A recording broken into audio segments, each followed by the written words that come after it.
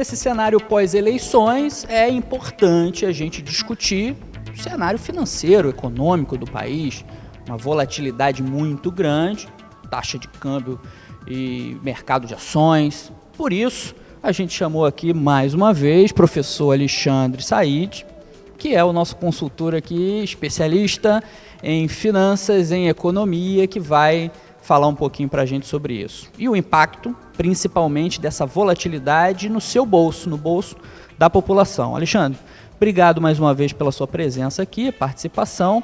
Explica para o pessoal aí em linhas gerais, né? O dólar sobe, desce, qual é o efeito prático disso no bolso das pessoas? Bem, as pessoas não sentem muito no seu dia a dia essas flutuações, né, do dólar, porque os preços variam normalmente. Quer dizer, mesmo que se o dólar não flutuasse, as pessoas iriam sentir as variações nos preços de outra forma. Mas algumas coisas a gente pode falar que aí todo mundo vai entender. Por exemplo, produtos importados ou produtos que têm componentes importados. O pão francês, que tem o trigo, o Brasil importa trigo, não é autossuficiente na produção de trigo, né? Quando o dólar flutua, quando o dólar fica mais caro, naturalmente que as padarias acabam tendo que repassar para o preço do pão francês o aumento do custo do trigo. Isso também acontece sobre a gasolina, diesel, outros produtos que têm componentes importados, remédios. Então, há um efeito prático sobre as pessoas que elas não sentem tanto, porque o próprio governo controla essa flutuação, essa volatilidade do dólar, ela é controlada por medidas do governo para evitar exatamente um impacto grande sobre os preços. Então, no dia a dia a gente tem esses efeitos. Agora, o que mais me preocupa e o que mais afeta as pessoas e elas não sentem em relação ao dólar é que essa flutuação é um sintoma de um problema maior, porque essa flutuação é o reflexo das expectativas em relação à economia, em relação ao produto interno bruto, ao nível de emprego, né? E aí a gente aqui está discutindo um tema relevante. O emprego é um problema sério, né? Se o produto interno bruto cai e isso acaba sendo reflexo, né? Acaba refletindo nas flutuações do dólar, a gente sente, né? Na vida das pessoas, os jovens, principalmente se você percebe, né, a taxa de desemprego entre os jovens está muito grande. Então esse é o maior impacto. Ele não é um efeito direto da flutuação, mas é o reflexo dessa flutuação. A gente costuma analisar assim no geral, Alexandre, bacana, né? Você está falando sobre isso de uma perspectiva multivisão com relação a essa flutuação do dólar. Normalmente as pessoas torcem para o dólar cair dentro de um olhar instrumental. Se ela vai viajar para o exterior, é importante que o dólar esteja baixo, para ficar mais baixa as passagens aéreas e tudo mais, as compras que ela vai fazer no exterior e tudo mais.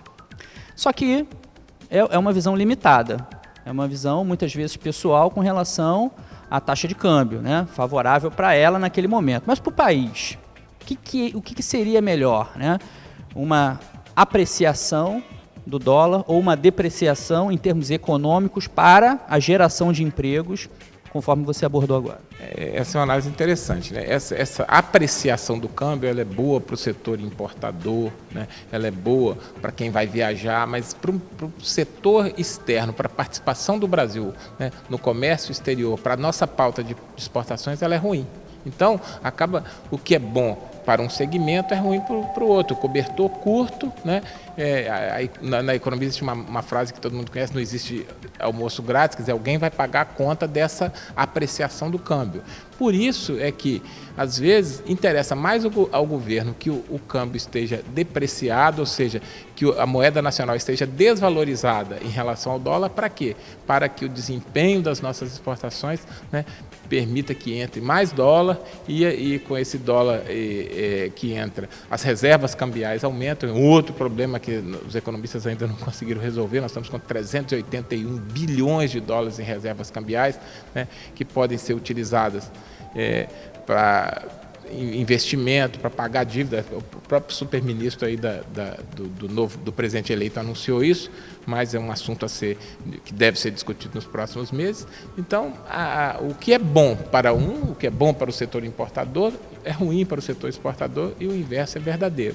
Então, por isso é que o governo interfere nessas flutuações, como eu falei para você. Quando, né, o dólar começa a se desvalorizar em relação à moeda nacional, o governo vai lá, compra dólar. Quando o dólar começa a se valorizar em relação à moeda nacional, o governo às vezes deixa ele se valorizar um pouco, se passar da conta, interfere, vendendo, né? Então, na verdade, a ideia é tentar manter esse câmbio, né, que é o preço da moeda nacional em relação à moeda estrangeira, sob um controle aparente de acordo com as políticas, com os objetivos da política econômica, da política cambial. O Brasil precisa hoje, fundamentalmente, do bom desempenho do setor exportador e tem conseguido resultados com o agronegócio, com as commodities minerais. Nós estamos sustentando a economia, quer dizer, que está numa situação muito ruim, com esse desempenho do setor, com esse bom desempenho do setor exportador. Alexandre, você citou aí presidente eleito, essa nova vertente da política brasileira, o cenário de 2018, em termos de crescimento, perspectivas para 2019, é um assunto que eu queria abordar com você no próximo bloco. Aguarde um minutinho, a gente volta já já.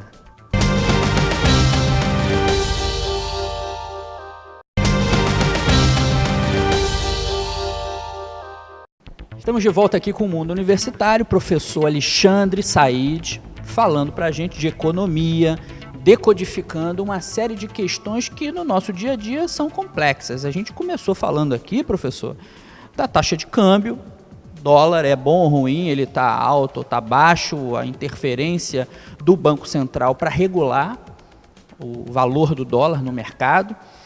E você citou no último bloco aqui a nova frente econômica com um candidato eleito, um novo presidente aí eleito, o Bolsonaro, né?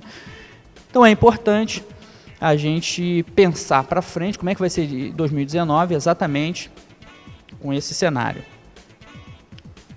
Um fator eles já deixaram claro, né? Querem manter, ou pelo menos tentar manter o presidente do Banco Central, porque é uma política de regulação cambial que já tem dado certo, né, as interferências do Banco Central, e eles já estão sinalizando com essa possibilidade de se manter o atual Ilan, presidente do Banco Central, exatamente com essa vertente. O que você acha disso e o que você acha dessas perspectivas econômicas para o novo governo? Bom, pelo lado monetário da economia, vamos dizer assim, a manutenção do presidente do Banco Central, isso dá ao mercado alguma tranquilidade, desde que não anunciem, não comecem os desentendimentos entre os membros da equipe econômica, né? Porque a ideia central, a ideia principal é a independência do Banco Central. E se é independente, então os outros membros da equipe econômica têm que deixar as decisões de política monetária sob responsabilidade do Banco Central. Feito isso, né, o que o mercado está percebendo é a proposta liberal do superministro. E a proposta liberal envolve questões complicadas, mas necessárias, do tipo reduzir o tamanho do Estado, a intervenção do setor público na economia, né? Aumentar a eficiência da máquina pública, cortar gastos, fazer as reformas tão necessárias como a reforma da Previdência, depois a reforma tributária, né? E outras reformas que serão, a reforma política, que também tem que ser discutida, algumas alterações, algumas discussões mais pontuais, do tipo, né, cadastro de inadimplentes, coisas que vão mudar muito o país. Se tudo isso for feito da forma como anuncia o presidente eleito e o seu super-ministro, né, nós vamos construir um Brasil diferente daqui para frente. Só que essas coisas não acontecem no estalar de dedos, é complicado, a situação não é tranquila, mas a gente espera que a política econômica, que a equipe econômica do novo governo seja capaz de administrar bem essa situação. A gente deve sempre desconfiar de soluções fáceis, né? Existe uma complexidade muito grande com relação à economia, inclusive o mercado ele não é influenciado só pelas decisões internas, né? Existe toda fatores externos que impactam também na economia e, obviamente, essa independência. Hoje o Banco Central autônomo, ele tem alguma liberdade para agir, mas a proposta de independência dele é exatamente com essa vertente, né? Dele se tornar ainda mais flexível e ágil na atuação em função desses fatores externos que possam interferir. O mercado financeiro ele já disse que está precificado, ou seja, é aquela coisa, já atingiu um patamar ali da eleição Bolsonaro. A partir de agora ele está com o pé atrás dizendo o seguinte, vamos ver o que vem pela frente, né?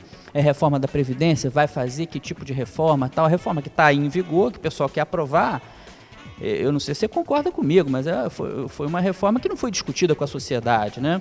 Com a Câmara dos Deputados ali, que vários representantes citados nas operações aí Lava Jato, né, respondendo o processo, é algo complicado, talvez isso tenha que ser passado a limpo, né? Sim, o mercado também não é bonzinho, ele não está preocupado com as pessoas, né? O mercado se preocupa com o ganho dele, então a gente tem que sempre relativizar. Agora, sem dúvida que esse mercado dá sinais de que está muito tranquilo em relação ao novo governo, às novas ideias econômicas do governo, sim. Eu não sei se isso é bom ou ruim, eu sei que alguma coisa precisa ser feita, afinal de contas, se a gente refletir 13 milhões de pessoas desempregadas, 5 milhões de pessoas desalentadas, né, uma necessidade de um governo com pouquíssima margem para gastar, quer dizer, dos 100% de receita, 5% é a margem para gastar, os bancos com lucros altíssimos, carga tributária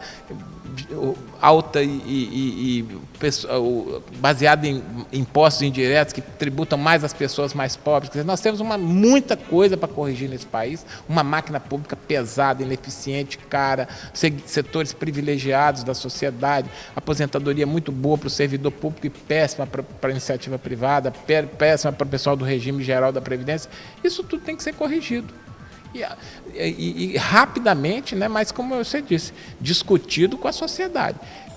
Agora, também nós não vamos ser ingênuos de achar que todo mundo vai ser feliz. Alguém vai perder para que alguém ganhe. Alexandre, muito obrigado pela sua presença e participação. Esse papo aqui ele tem um potencial de render por muito tempo, né? Inclusive você que é mineiro, imagina lá o Zema lá em Minas, dentro dessa visão liberal, já disse que vai privatizar tudo, isso obviamente vai ficar para um próximo programa.